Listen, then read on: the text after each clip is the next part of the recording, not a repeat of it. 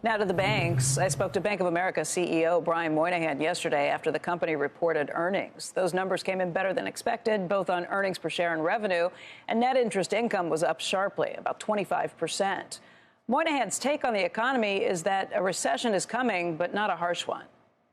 We see, and our experts see, them having a mild recession, which if they could do that and unemployment never got much above 4.5, that would be a heck of an accomplishment. Bank of America's unrealized losses on its portfolio of held-to-maturity bonds was just over $99 billion at the end of the quarter. That's down from $108 billion 3 months earlier, but it is considerably more than some other big banks. Moynihan explained why.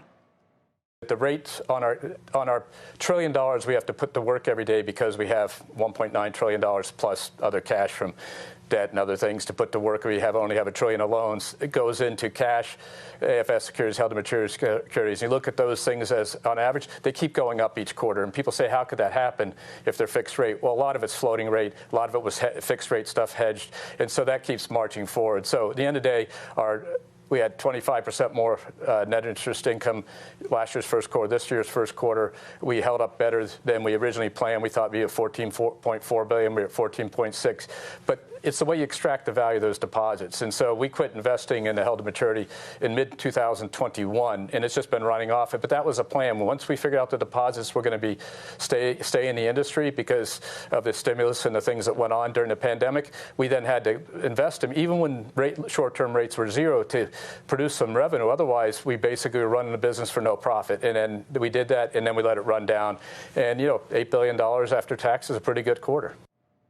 The bank's deposits swelled during the pandemic by more than $500 million. It's kind of hard to get your head around numbers that are that. $500 million to, as he mentioned, over $1.9 trillion now.